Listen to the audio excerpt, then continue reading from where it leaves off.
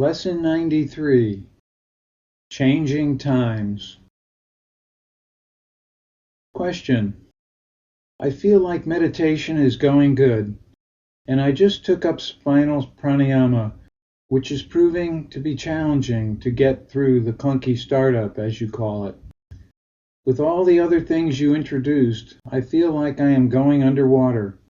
So many wonderful practices, and me so inadequate to do them. I doubt my worthiness for all this, yet I have so much desire to pursue the path to the end. I wish I had started this 20 years ago. I am going crazy with impatience, yet I know if I push too hard, it could make problems. What should I do? Answer. You are doing just right, taking it one step at a time. While your emotions may be raging for the divine, you are clear on what must be done, in what order, what you can undertake now, and what you can undertake later. And you will. It is coming together just right. Just take it one day at a time. You will know what to do next. You suffer from a most blessed disease, intense bhakti. We should all have this disease. If we all did, the world would be transformed in one generation. I know it may not stem your impatience to hear that, but that is how it is with bhakti, you know. When we become acutely aware of our separation from the divine, we crave yoga like mad. We become mad for God. It is a blessed condition to be in. It will get much better as your experiences of union advance. And they will, as you continue with daily practices. Bhakti will continue to increase in all of us as time rolls on. There are powerful forces at work that are putting the spiritual winds at our back. All we have to do is put out the sails in the form of practices, and the spiritual winds constantly fanning our nervous system will do the rest. Let's step back for a minute and take a look at the big picture that we are all part of.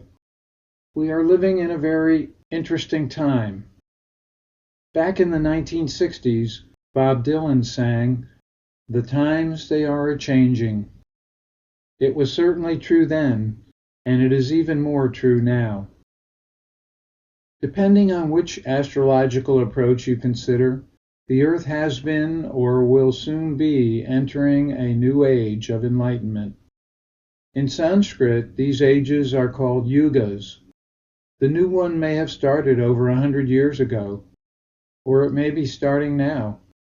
It has been a popular topic since those early Dylan days, but an emergence was occurring in the world of yoga long before then. The start of a new age is not an instantaneous event. It starts with a long, gradual build-up, and it keeps accelerating as momentum grows. Quite a lot has happened already, and we are whisking along at an ever-increasing pace. Around the turn of the last century, Vivekananda, a leading disciple of Ramakrishna, came to the West and planted the first seeds of yoga that found some fertile soil and sprouted. 20 years later, Paramahansa Yogananda came and found even more receptivity than Vivekananda did. By the time Maharishi Mahesh Yogi came along in the 1960s, a whole generation of disaffected baby boomers was ready to jump into yoga in a big way, with a little help from the Beatles, of course. Since those days, hundreds of yogis have come to the West from India, and thousands of next-generation Western yogis and yoginis have stepped up to the teaching podium. Actually, in the past couple of decades, things have gotten a bit muddled, a bit confused. So many different approaches to yoga have come up that it is hard to know which branch of yoga is the real one, if there even is such a thing as the real yoga. Will the real yoga please stand up? There are many volunteers for this exalted position, of course. Some have even gone to court to stake their claim on your nervous system. There have always been those who would like to be in charge of your gateway to heaven. Well, never mind that. So, in a century, we have gone from having no yoga to having so many different kinds that we are looking at a proverbial yoga Tower of Babel. That's okay. It is a good thing. Obviously, it can't stay splintered in 1,000 pieces like that forever. Sooner or later, it will be distilled down to something or several somethings that the average, ready-to-become enlightened person can grab hold of. In the next few decades, the name of the game is going to be consolidation, integration, optimization, and simplification. Pick any of those, and you will have the idea. It will be the scientific method that will produce this distillation of the knowledge of yoga, so the widespread application of it will become practical. When personal computers first came out, you needed to know an archaic language, like BASIC or DOS, to get anything done. Computing was an esoteric world for geeks. Then the mouse pointer and graphical user interface came along, and suddenly the doors to easy computing were flung open for everyone. It was a revolution. This has been the story with many applications of knowledge over the centuries. It starts out with a few geeks who establish a beachhead in applying a type of knowledge. Then, later on, some researchers figure out how to make it easy for everyone to apply the knowledge. It nearly always boils down to simplifying the user interface, the main controls, so anyone can apply the knowledge with good results. Useful technology is user-friendly. Remember the Wright brothers? Remember Henry Ford? Remember Thomas Edison? They all simplified the interface between users and the application of powerful knowledge. This is what is going to happen with yoga. It must happen.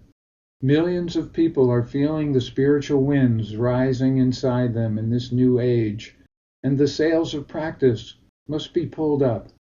It is time for the full range of yoga knowledge to be made user-friendly. Nothing is new in yoga. All of the components of practice have been around for thousands of years. Natural principles don't change. The human nervous system has always had the same natural abilities. There have been enlightened times in the past when yoga has flourished. In darker times, the vision was less clear about the possibilities in us.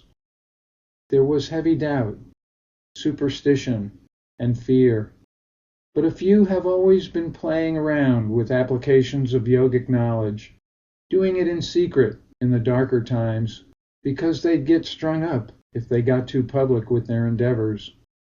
They have been the geeks of yoga, you know, the pioneers who created the esoteric traditions. We owe much to the great old-time yogis. They have given us the seeds of knowledge necessary to proceed full speed ahead into the new age. Now it is up to this generation and the coming ones to develop and utilize simplified interfaces with the human nervous system, optimizing the application of yogic knowledge so many will be able to take up yoga practices and have good success. The new age is not just about the spiritual winds coming up behind us from the cosmos. The enlightenment game is not a spectator sport. We have to get in the game if we want to have the benefits. We have to put up the sails of practices to take the ride. As we do, this earth will continue to become a better place. As we bring the reality of pure bliss consciousness and divine ecstasy into the earth plane through our practices, everything will change. There will be light and love rising everywhere in abundance. It will not be an ideological occurrence. It will be a real energy transformation, palpable to all who live on the earth. With nervous systems everywhere becoming powerful radiators of pure bliss consciousness and divine ecstasy, no one will be left in the dark. Lingering doubts will be swept away. The winds of bhakti will carry us ever forward.